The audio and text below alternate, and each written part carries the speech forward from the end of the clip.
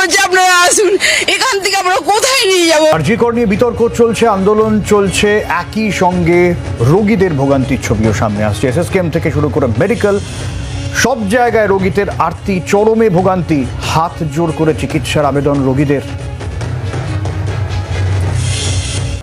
আমাদের নামে আমাকে অনেক অসম্মান করা হয়েছে, আমাদের সরকারকে, মামাটি মানুষের সরকারকে অনেক অসম্মান করা হয়েছে, অনেক অপমান করা হয়েছে।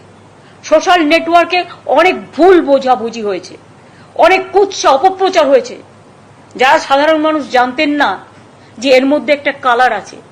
মানুষ এসেছিলেন বিচার চাইতে তিলোত্তমার, কিন্তু আশা করি মানুষ বুঝতে পারছেন ওরা বিচার চায় না, ওরা চায় চেয়ার। আমি মানুষের স্বার্থে এমনকি নিজে পদত্যাগ করতেও রাজি আছি, আমার মুখ্যমন্ত্রীর পদ চাই না, কিন্তু আমি চাই মানুষ বিচার পাক, তিলোত্তমা বিচার পাক, আর সাধারণ মানুষ চিকিৎসা পাক। আর তা না হলে কিন্তু আপনাদেরও যেমন আন্দোলন আছে, পরিবারগুলো যদি আমাদের কাছে কৈফিয়ত চাই, আমাদেরও তো কৈফিয়ত দিতে হবে, আমরা তার জন্য তৈরি। আমার হাজবেন্ড ভর্তি আছে, শনিবার দিন ওটি হওয়ার কথা ছিল, শনি রবি সোম মঙ্গল বুধ বৃহস্পতি, আজকে 6 দিন পরে আছি। কালকের একটু কথা বলছিল সারা বছর, আজকে সকালবেলা বুক ধোয়াতে গিয়েছি, দেখি একদম কোনো সাড়াই নেই, কোনো সাড়া পাচ্ছি না, তাকে কোনো রেস করতে পারছি না। তাহলে আমার তো মনে হয় যে সে আরও এতে চলে যাচ্ছে। হ্যাঁ, ডাক্তারবাবুদের অনুরোধ করে বলছি, রিকোয়েস্ট করে বলছি, যেটা চলে গেছে সেটা তো গেছে, তার থেকে আমরা ফিরে পাবো না, তার আত্মার শান্তি হোক, এইটাই কামনা করি, তার আত্মার শান্তি হোক। কিন্তু যারা পেছনে আছে তাদের বাঁচাতে হবে।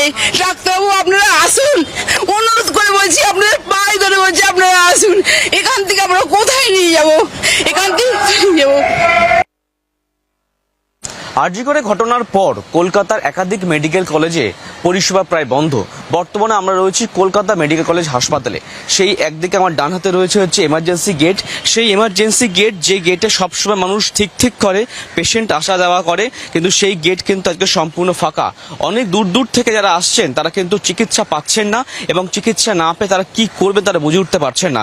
কেউ দার্জিলিং, কেউ উত্তর দিনাজপুর, কেউ মুর্শিদাবাদ, সমস্ত জেলা থেকে কিন্তু একাধিক মানুষ আসছেন, রোগীরা আসছেন, কিন্তু এসে তারা বলছেন যে কি করব আমরা। অন্যদিকে দেখতে পাচ্ছি আমরা ফেয়ার প্রাইস শপ, সেই ফেয়ার প্রাইস শপে কিন্তু একাধিক মানুষ থাকেন, সেই ফেয়ার প্রাইস শপ কিন্তু টোটালি ফাঁকা, অর্থাৎ একদমই প্রায় অচল কলকাতা মেডিকেল কলেজ হাসপাতাল। এবং চিকিৎসকরা তারা নেই, ডাক্তার অনেকেই নেই, যে কারণে পেশেন্ট পার্টি, রোগীর পরিবার তারা এখন হন্য হয়ে ঘুরছে কোথায় গেলে তার চিকিৎসা পাবেন, এবং তারা একের পর এক জায়গায় যাচ্ছেন, কিন্তু সব জায়গাতেই প্রায় একই রকম ছবি। চন্দনেশ্বর অন্ডবংশ নিয়োগী, জি 24 ঘন্টা, কলকাতা।